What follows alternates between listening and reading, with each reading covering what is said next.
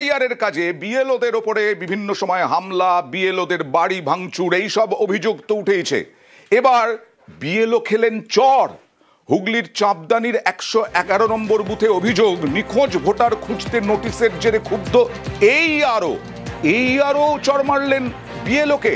কি ঘটনা ঘটেছে জানবো প্রতিনিধি রানার কাছ থেকে। এই আরও তো এসআইআর এর কাজে, তিনি কেন চর মারলেন হঠাৎ বিএলওকে চাপদানিতে?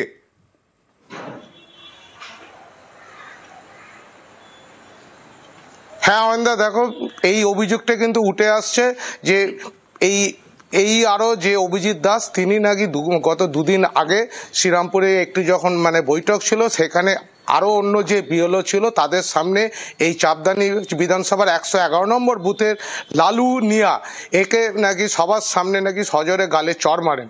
তিনি যেটা জানিয়েছেন যে কেন এই যে খবর এইভাবে নোটিশ টাঙিয়ে সংবাদ মাধ্যমে প্রচারিত হলো, যেটা আমরা গত 1 ডিসেম্বর নিউজ 18 বাংলাতেও দেখিয়েছিলাম যে ওই 111 নম্বর বুথের বেশ কিছু ভোটারকে খুঁজতে এই বিএলও তিনি কিন্তু নির্বাচন কমিশনের নিয়ম অনুযায়ী তিনি কিন্তু নোটিশও দিয়েছিলেন। সেই খবর আমরা সম্প্রচার করি। সেই রাগে এই যে অভিজিৎ দাস যে এই আরও তার বিরুদ্ধে অভিযোগ, তিনি নাকি একবার দেখাবো, তারপরে তোমার কাছে আসবো। বিএলও লালু নিয়া হাই স্কুলের শিক্ষক, তাকে আরও ডেকে একটা মিটিং চলাকালীন মিডিয়াতে কোনো একটা কিছু রিপোর্ট প্রকাশিত হয়েছে বলে তার বিরুদ্ধে অভিযোগ করে সকলের সামনে সপাটে থাপ্পড় মেরেছে। এটা শুনে ওনার পাশে দাঁড়ানোর জন্য আমরা বিএলও অধিকার রক্ষা কমিটির পক্ষ থেকে আমরা এসেছি। ওনাকে থাপ্পড় মারা হলো, ওনাকে কোনো আরও থাপ্পড় মারলেন, তারপর ওনাকে ভয় দেখানো হচ্ছে যে আপনি কাজ ঠিকঠাক যদি না করতে পারেন আপনার বিরুদ্ধে এফআইআর করা হবে। বিএলওদের ওপর যতদিন না অত্যাচার সহ্য বন্ধ হবে ততদিন আমাদের আন্দোলন চলবে। আরো একবার চলে যাব রানার কাছে। এই আরও কি পূর্ব পরিচিত? কেনই বা চর মারলেন তিনি? এই আরও কি বলছেন? নির্বাচন কমিশনে কি অভিযোগ জানিয়েছেন বিএলও?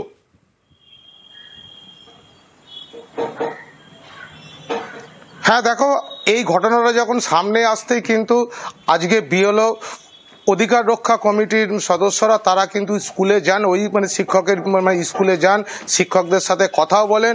তিনি এতটাই এই যে বিএলও হচ্ছে লালু নিয়া, তিনি এতটাই ভীত সন্ত্রস্ত হয়ে পড়েছেন যে ইনি ক্যামেরার সামনে কিছু না বললেও এই বিষয়টা নিয়ে কিন্তু এই আরও সঙ্গে যোগাযোগ করা গেছে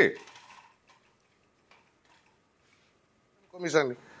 এই এরও সম্বন্ধে এখনো পর্যন্ত কিন্তু কোনোভাবে যোগাযোগ করা সম্ভব হয়নি। যেটা জানা যাচ্ছে যে ইনি জাঙ্গিপাড়া কোনো ভূমি রাজস্ব দপ্তরে তিনি অফিসার ইনচার্জ ছিলেন, তিনি এই বিএলওদের দায়িত্বে ছিলেন। কিন্তু প্রশ্ন উঠছে, একজন বিএলও সে নির্বাচন কমিশনের নিয়ম অনুযায়ী সে ভোটার খুঁজতে যখন খোঁজ পাওয়া যাচ্ছেন না, তাদের ভোটার তালিকা যেখানে তিনি দেয়ালে সাটিয়ে দিয়েছেন যে এলাকাবাসীকে সচেতন করার জন্য, সেখানে কেন এই বিএলওকে সকলের সামনে গালে চর মারলেন, এই প্রশ্নটাই কিন্তু উঠতে শুরু করেছে। অয়নদা, দেখা যাক নির্বাচন কমিশন কি পদক্ষেপ করে। একই সঙ্গে রাসবিহারী এবং বালিগঞ্জের ভোটার আর ফর্ম জমা দিতে চেষ্টা করেছিলেন, এসআইআর ফর্ম, দু জায়গাতেই নাকি এরকমটাই অভিযোগ।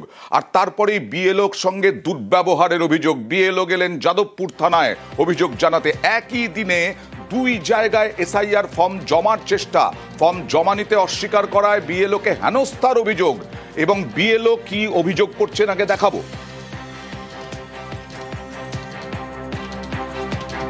উনি সাউথ সিটি 259 পার্টের ভোটার, ডকুমেন্ট শো করতে গিয়ে তখন ভীষণ মিসবিহেভ করেন, ফর্মাল ডকুমেন্টস দিতে চাইছিলেন না, বাজে ব্যবহার করছিলেন। তারপর আবার দেখা যায় যে উনি অন্য আরেক জায়গাতেও অ্যাপ্লাই করেন। লিখিত অভিযোগ জমা দিয়েছেন কি?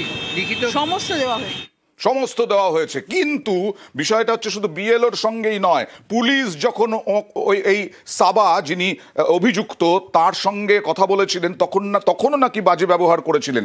সুদীপ্ত, সকাল থেকে দেখাচ্ছি, কিন্তু এই মহিলা কি করে এত রোয়াব দেখাতে পারেন, এত মেজাজ দেখাতে পারেন? প্রভাবশালী।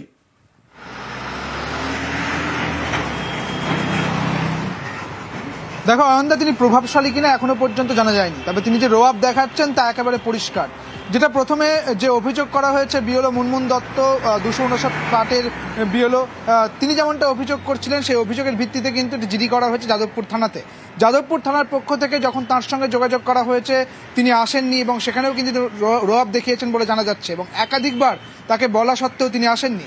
যেটা দেখা যাচ্ছে যে তিনি এখনো পর্যন্ত দেখা করছেন না এবং পাশাপাশি নির্বাচন কমিশনের পক্ষ থেকেও কিন্তু তার সঙ্গে যোগাযোগ করা হচ্ছে, প্রথমে বালিগঞ্জ এবং বালিগঞ্জের ইআরও এবং একই সঙ্গে রাসবিহারী বিধানসভার যিনি ইআরও রয়েছেন তাদের দুজনের সঙ্গেই কথা বলা হয়েছে এবং তিনি কথা বলেছেন এই সাবা আহমেদের সঙ্গে এবং পুরো বিষয়টা নির্বাচন কমিশনের কাছে এখনো পর্যন্ত গিয়েছে বলে জানা যাচ্ছে। তবে কোন দিকে কি স্টেপ নেওয়া হয় সেদিকেও কিন্তু নজর থাকবে। দেখা যাক কিভাবে তোমার সঙ্গে কথা বলেছেন এই অভিযুক্ত, সেটা একবার দেখাবো।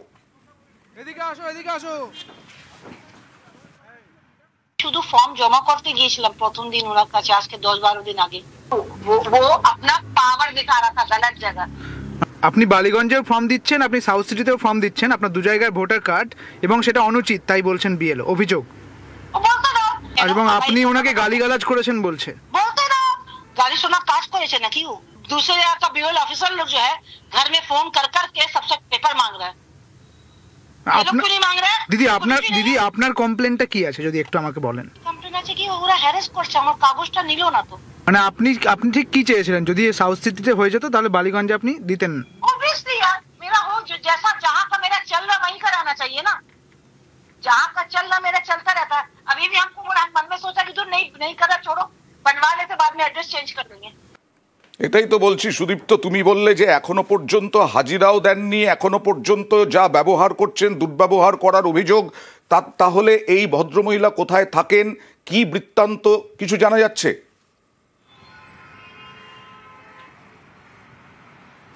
দেখো, দুটো জায়গার ঠিকানা, বালিগঞ্জের ঠিকানা যেখানে রয়েছে সেই ঠিকানায় তার শ্বশুরবাড়ি এবং সেখানেও তিনি থাকেন না। যেটা দেখা যাচ্ছে যে Prince Anwar Shah road south city Rashbehari বিধানসভার আন্ডারে যেটা পড়ে সেখানেও তিনি থাকেন না। তিনি যেটা বলছেন তিনি কোথায় থাকেন তিনি সেটা জানাচ্ছেন না। তাকে যখন ফোন করা হচ্ছে তিনি বলছেন আমি জিমে রয়েছি, তারপরে তিনি আবার কথাও বলছেন।